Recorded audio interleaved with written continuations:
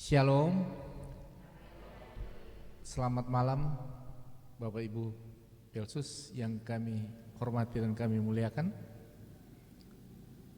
Pada malam hari ini kembali kita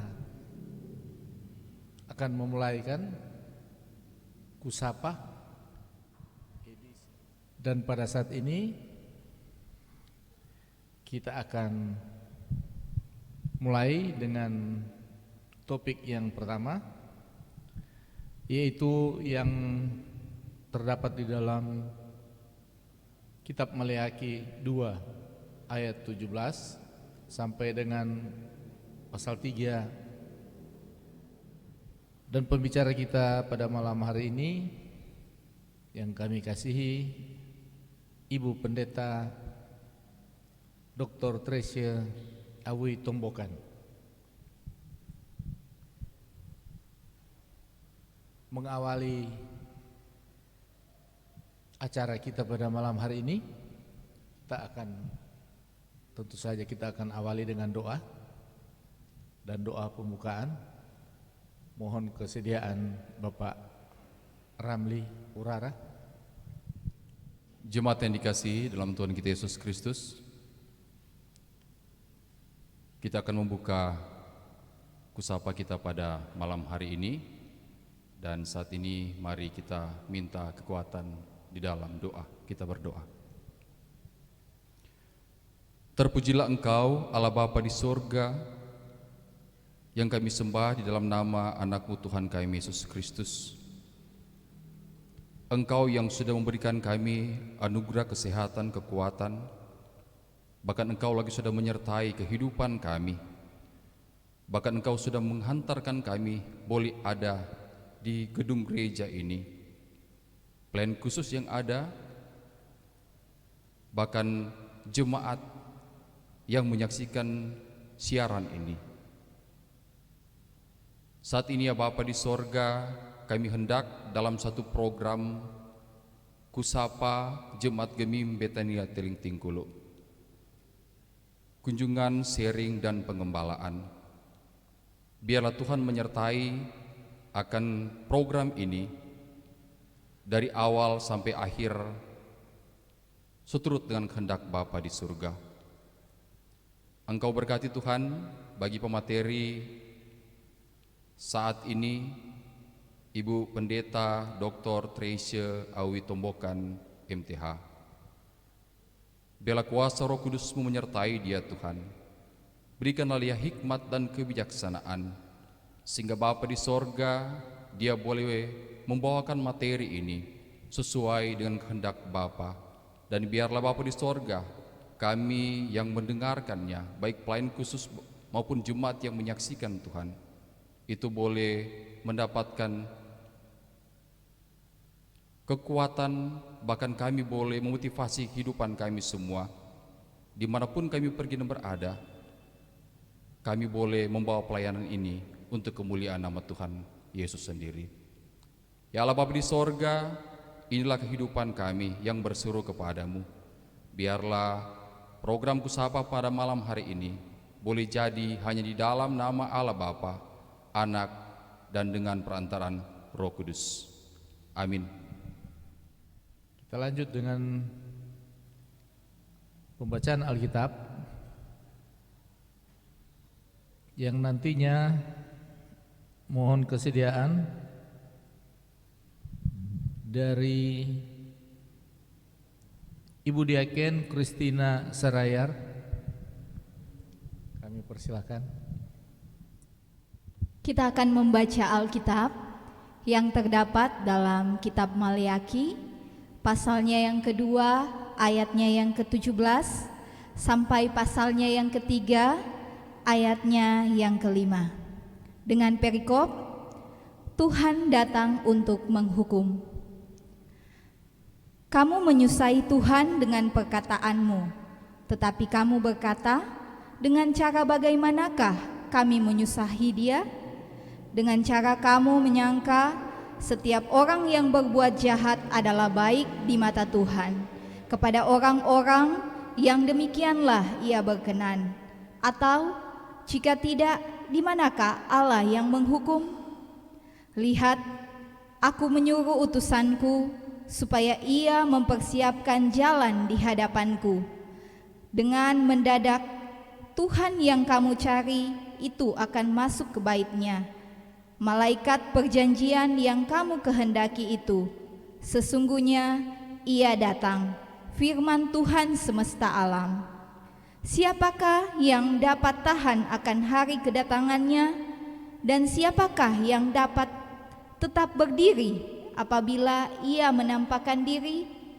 Sebab ia seperti api tukang pemurni logam dan seperti sabun tukang penatu.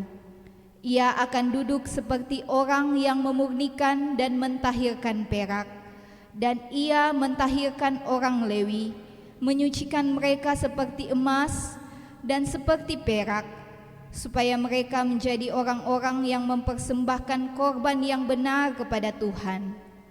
Maka persembahan Yehuda dan Yerusalem akan menyenangkan hati Tuhan seperti pada hari-hari dahulu kala dan seperti tahun-tahun yang sudah-sudah.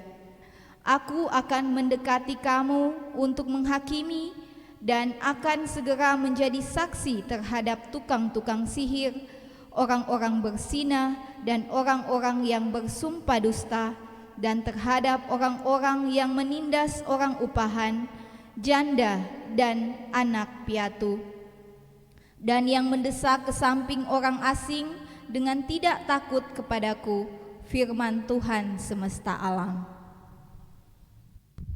Terima kasih Ibu Diaken Christine Serayat.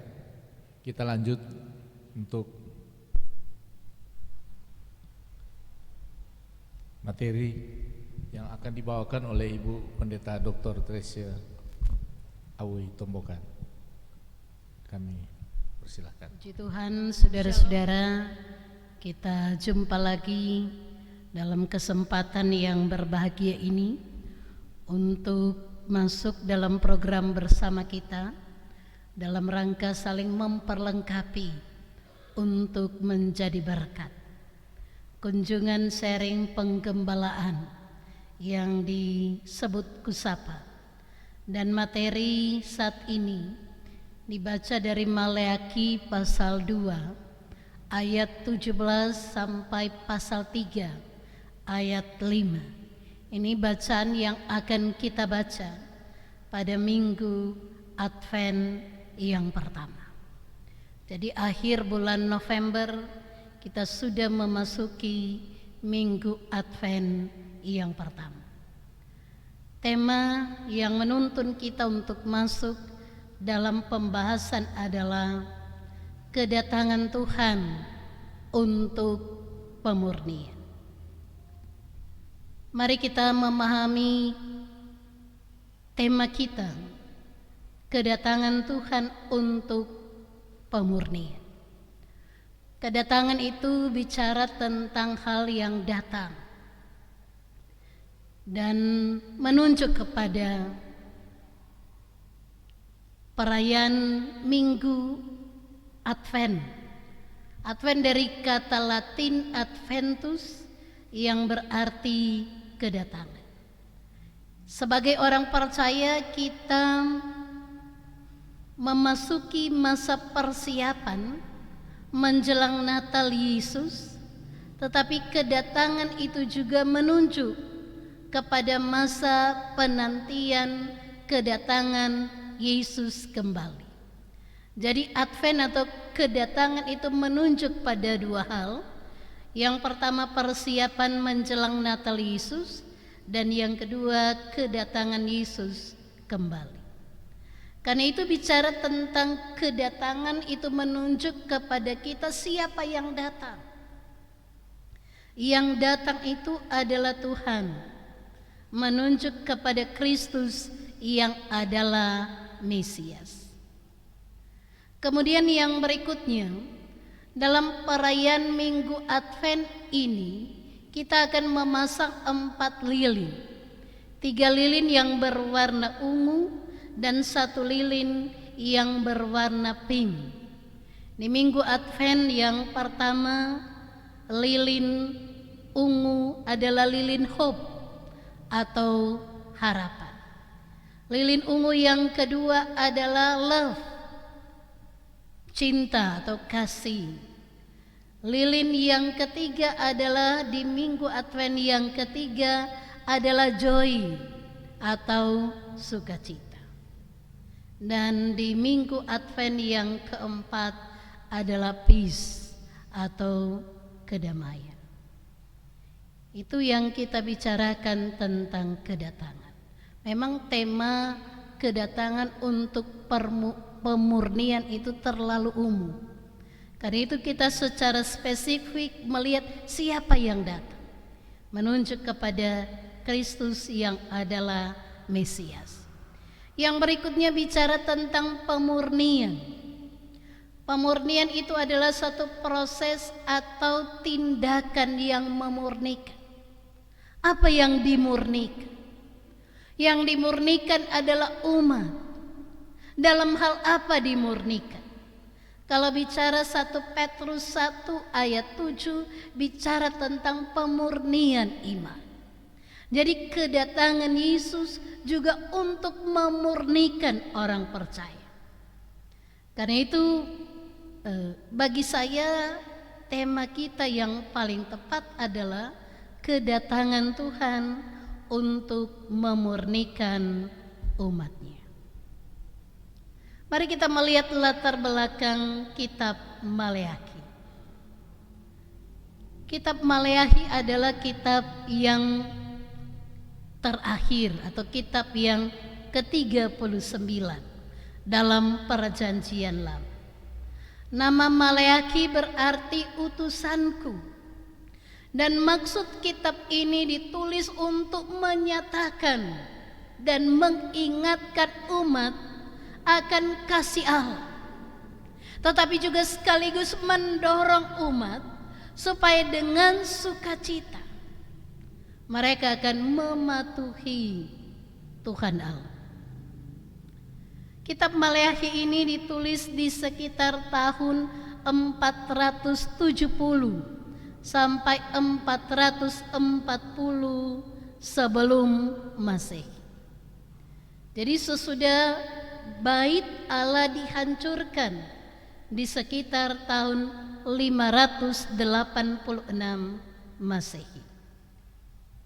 Yang berikutnya, situasi atau kondisi sosial pada waktu penulisan kitab ini. Dikatakan bahwa di zaman itu umat atau Israel berada di dalam kekuasaan Persia. Jadi dari Babel dan dikalahkan oleh Persia. Sesudah Persia adalah Yunani dan sesudah Yunani adalah kerajaan Romawi. Tetapi dalam konteks bacaan ini di masa kekuasaan Persia dan umat mengalami suatu kesulitan hidup berkaitan dengan pajak yang tinggi, mengalami kekeringan dan juga kelaparan. Panen mereka gagal karena hama belala.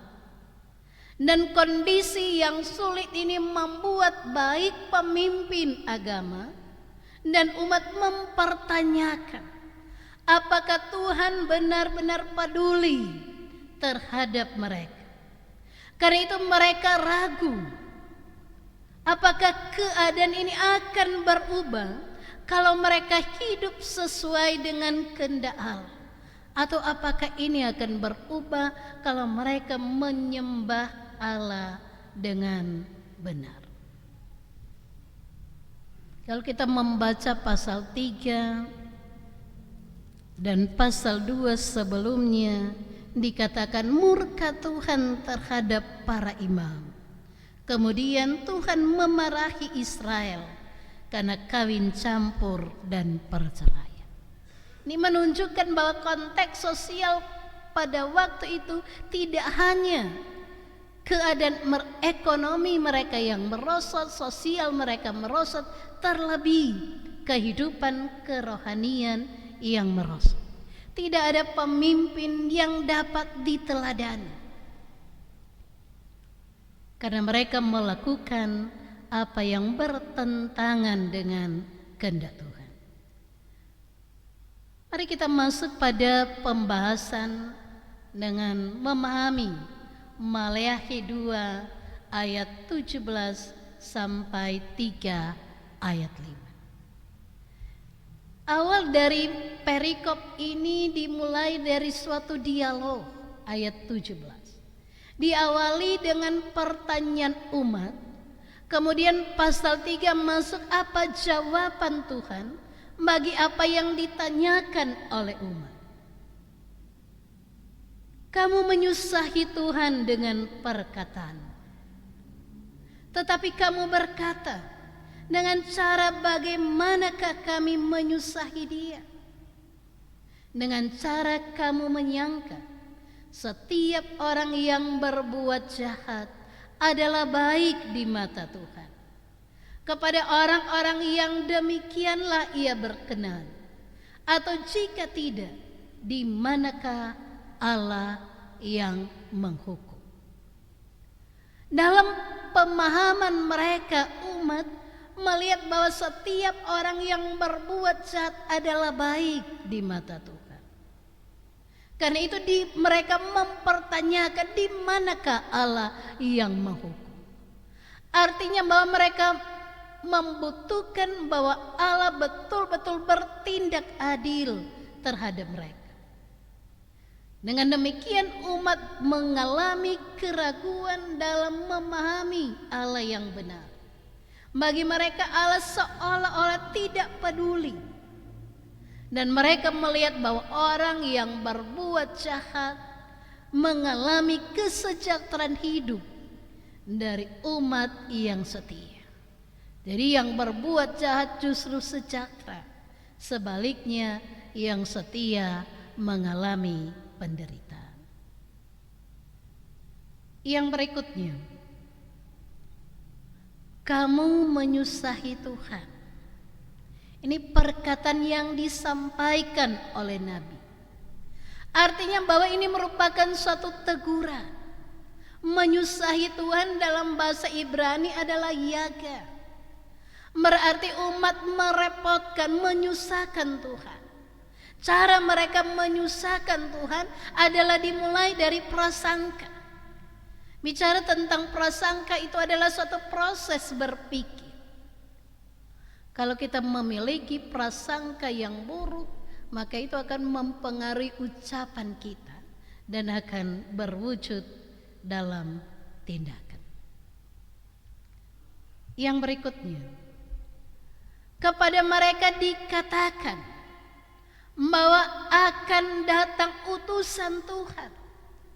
Yang dimaksud dengan utusan Tuhan adalah Dia yang diutus untuk mempersiapkan jalan. Dan dalam perjanjian baru menunjuk kepada Yohanes Pembaptis. Dia mempersiapkan jalan bagi kedatangan Tuhan. Kita dapat membaca dalam Lukas pasal 3 ayat 4 dan 5. Jadi dengan adanya utusan Tuhan, maka umat betul-betul dipersiapkan untuk menyambut datangnya Tuhan. Dan malaikat perjanjian ini menunjuk kepada kedatangan Kristus sebagai Mesias, Juru Selamat. Yang berikutnya, kedatangannya untuk memurnikan umat. Dimulai dengan suatu pernyataan. Siapakah yang dapat tahan akan hari kedatangannya? Siapakah yang dapat tetap berdiri apabila ia menampakkan diri? Sebab ia seperti api tukang pemurni logam dan seperti sabun tukang penatu. Artinya bahwa siapa bicara tentang umat manusia di hadapan Tuhan pada hari kedatangannya, tidak ada satupun yang dapat tahan. yang dapat tegak berdiri, karena semua umat manusia berdosa di hadapan Allah. Bicara tentang api pemurni logam, maka supaya logam itu atau emas itu menjadi murni, maka dia harus dibakar dalam suhu yang sangat tinggi, kira-kira 1000 derajat Celcius. Emas itu dapat lebur dan kotorannya akan naik ke atas, akan menjadi emas yang murni. Artinya bahwa api tukang pemurni logam menggambarkan bahwa umat akan dimurnikan, dibersihkan dari kotoran-kotoran dosa, menjadi umat yang mempersembahkan, yang berkenan kepada Allah. Yang berikutnya seperti sabun tukang penatu. Di zaman itu menurut Calvin belum ada sabun yang biasa kita pakai untuk mencuci.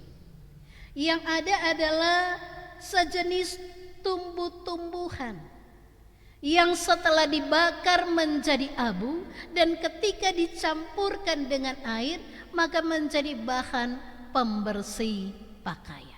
Itu yang dikatakan the herb of the fullers. Ini semacam tumbuh-tumbuhan yang dibakar dan menjadi atau berfungsi sebagai bahan pembersih pakaian. Yang berikutnya, pemurnian itu mulai dari mana? Pemurnian itu mulai dari pemimpin agama. Orang Lewi menunjukkan kepada pemimpin agama, ia yang adalah Tuhan akan duduk melaksanakan pemurnian dan pentahiran. Duduk berarti fokus, berkonsentrasi, akan mengarahkan pekerjaannya dalam memurnikan dan mentahirkan umat. Dalam bahasa Ibrani juga disebut tahir atau be pure, to be clean. Umat betul-betul dibersihkan, disucikan, dimurnikan, dipisahkan dari dosa. Dan itu sekali lagi dimulai dari pelayan-pelayan Tuhan, sehingga mereka akan menjadi orang-orang yang mempersembahkan korban yang benar kepada Tuhan. Dan kalau mereka mempersembahkan korban yang benar kepada Tuhan, maka umat Allah juga akan melakukan seperti yang diteladankan oleh pemimpin agama. Yang berikutnya, bahwa persembahan di sini adalah tanda bahwa umat telah dimurnikan. Di sini dikatakan Yehuda dan Yerusalem yang menunjuk pada umat Tuhan, mereka akan memberikan persembahan yang menyenangkan hati Tuhan. Jadi sasaran atau tujuan persembahan bukan untuk menunjukkan siapa kita, tetapi untuk membawa korban yang berbau harum kepada Tuhan. Dan itu menunjuk bahwa orang yang mempersembahkan korban yang menyenangkan hati Tuhan adalah orang yang betul-betul telah dimurnikan, dikuduskan, ditahirkan, sehingga hidupnya menyenangkan hati Tuhan. Jadi apa yang telah mereka lakukan sebelumnya pada hari-hari dahulu kala, pada tahun yang sudah-sudah, maka persembahan mereka akan diterima. Satu bentuk persembahan dari hati yang murni, yang memberikan yang terbaik, bukan yang pincang, bukan yang sakit. Karena itu selanjutnya Maleakhi katakan, ujilah aku, apakah aku tidak akan membukakan tingkap-tingkap berkat kepadamu. Kalau orang memberi yang terbaik, kalau orang memberi persepuluhan, kalau orang memberi persembahan yang berbau harum di hadapan Tuhan. Yang berikutnya, tadi saya katakan bahwa kedatangan Tuhan untuk memurnikan umat. tetapi juga sebaliknya kedatangan Tuhan untuk menghakimi. Itu yang disampaikan di akhir-akhir bacaan ini. Siapa yang akan dihakimi? Orang-orang jahat, orang-orang yang tidak percaya, tukang-tukang sihir atau dukun, orang-orang yang menggunakan kekuatan magic, orang-orang yang berzina, orang-orang yang mengingkari kekudusan perkawinan. Apakah kumpul kebo atau juga berselingkuh dengan orang-orang yang di luar pasangan hidup yang diberkati oleh Tuhan. Orang-orang yang bersumpah dusta, orang-orang yang menyampaikan saksi dusta di peradilan. Saya katakan bahwa tidak hanya mulut kita yang berdusta. Sekarang adalah jari-jari kita sering berdusta di media sosial. Karena itu hati-hati. Harus sharing dulu, baru saring dulu, maksud saya baru di-sharing. Harus dipertimbangkan apakah ini berita benar, apakah ini memberkati banyak orang, atau mungkin ini fitnah atau hoax. Kemudian yang akan dihakimi adalah orang-orang yang menindas orang upahan. Seharusnya upah itu tidak boleh ditahan, seharusnya diberikan upah yang layak. Tetapi orang-orang yang tidak mau memberikan yang layak kepada orang-orang yang telah bekerja keras. Juga terhadap orang-orang yang menindas janda, yang menindas anak piatu, orang yang tidak memiliki orang tua dan mendesak ke samping, tidak memberi ruang dan tempat kepada orang asing. Dan orang yang akan dihakimi adalah orang yang tidak takut kepada Tuhan. Merekalah yang dikatakan, aku akan mendekati kamu untuk menghakimi dan akan menjadi saksi. Artinya dalam pengadilan terakhir yang ditunjuk oleh Injil Matius pasal 25, tetapi juga oleh kitab Wahyu, Tuhanlah yang akan menjadi hakim dan saksi di takhta pengadilan Allah. Yang akan memisahkan ini domba, ini kambing, ini orang benar yang setia, dan ini yang berbuat kejahatan. Dari pemahaman ini, apa yang harus kita lakukan? Yang pertama, kepada kita diingatkan bahwa kedatangan Tuhan untuk memurnikan saya dan saudara-saudara, agar supaya kita menjadi orang percaya yang mematuhi firman-Nya, juga memberikan persembahan yang menyenangkan hati Tuhan. Yang berikutnya, kedatangan Tuhan juga mengingatkan kita bahwa Tuhan tidak pernah berkompromi dengan dosa.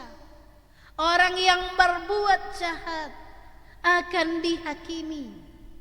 Dan kita juga diingatkan jangan sekali-kali meragukan kemahakuasaan Tuhan dengan tidak mempersembahkan juga persembahan yang berkenan kepadanya.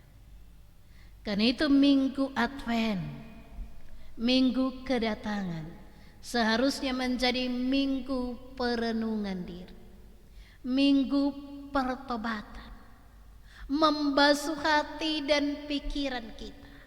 Yang kita katakan metanoia, berbalik 180 derajat dari dosa dan kesalahan kita. Bukan menjadi minggu cuci mata atau cuci dompet dengan ke mal-mal dan ke pasar. Karena itu minggu Advent menjadikan kita betul-betul orang percaya yang mau dimurnikan oleh Tuhan. Iman kita dimurnikan. Karena itu perbanyak waktu kita untuk meditasi dan bukan untuk belanja. Perbanyak waktu kita untuk beribadah, untuk bersyukur, dan bukan dengan pesta pora atau hura-hura. Di samping saya ini ada gambar salah satu pohon Natal yang termahal. Ternyata ada di Arab, yang hiasannya dari berlian. Bayangkan saudara-saudara, mayoritas di sana mampu mempersiapkan pohon Natal termahal. Kita orang Kristen, walaupun saya katakan tadi jangan menjadi ukuran yang seperti itu. Yang harus diperbaiki, dibenahi adalah hati kita. Apa artinya pohon Natal yang bagus-bagus, luar biasa, indah, tetapi hati kita tidak indah. Hati kita tidak menjadi palungan bagi Dia yang sudah datang. Yang berikutnya, tadi dipertanyakan di zaman Maleakhi, mereka bertanya, apakah masih ada Tuhan? Apakah masih ada Allah yang peduli? Mengapa orang jahat hidup berkelimpahan sejahtera, tetapi orang yang setia mengalami penderitaan dan kemiskinan? Pandangan itu disebut pandangan teodisi, bahwa Allah yang maha kuasa, yang maha baik itu seolah-olah mengizinkan adanya kejahatan di dunia. Dari satu pandangan ini, teodisi ini dari bahasa Yunani, theos dan dike, artinya Tuhan dan keadilan. Dalam konteks ini, jangan-jangan pemahaman seperti ini membuat orang percaya meragukan siapa Tuhan, meragukan cinta kasih, meragukan kepedulian dan kemurahan hati Tuhan. Pohon Natal di samping ini dari Spanyol, paling mahal sekarang 211 miliar. Jadi saudara-saudara, apakah ini sekedar komoditi supaya banyak orang tahu, banyak orang ke sana? Tetapi sekali lagi, yang dimaksudkan dalam hidup kekristenan kita bukan simbol-simbol yang seperti itu, tetapi ketaatan yang sungguh menyambut Dia yang datang, akan datang, dan Dia yang sudah datang, dengan kemurnian hati kita supaya kita tidak dihukum. Jadi dari bacaan ini kepada kita diingatkan tetap percaya kita punya Tuhan yang adil. Akan ada saatnya orang yang berbuat jahat akan dihukum. Karena itu jadi orang percaya jangan sekali-kali meragukan kemahakuasaan Tuhan. Kalau toh sekarang ini kita melihat orang yang korupsi, orang yang berbuat jahat lebih makmur, lebih sejahtera, jangan iri hati terhadap mereka.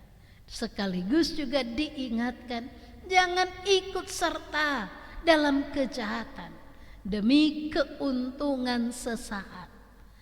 Karena kata firman, apa gunanya seorang memiliki seluruh dunia tetapi ia kehilangan nyawanya. Yang berikutnya, kalau kita percaya tentang keadilan Allah, kita percaya ada waktu Tuhan yang terbaik, sehingga umat tetap setia hidup mematuhi kehendak Tuhan, tetap memberikan persembahan yang menyenangkan hati Tuhan, tidak hanya berupa benda atau materi, terlebih hidup kita menjadi persembahan yang menyenangkan hati Tuhan. Karena itu jangan menyusahi Tuhan dengan perkataan, dengan cara berpikir penuh prasangka, atau juga dengan tindakan-tindakan kita. Sekaligus juga mengingatkan biar orang susah, biar orang penuh pergumulan, biar dalam konteks kita menyambut Natal ini harga-harga naik dan lain sebagainya. Tetapi jangan membuat orang lain untuk turut serta dalam kesusahan. Jangan bikin susah orang lain. Yang terakhir,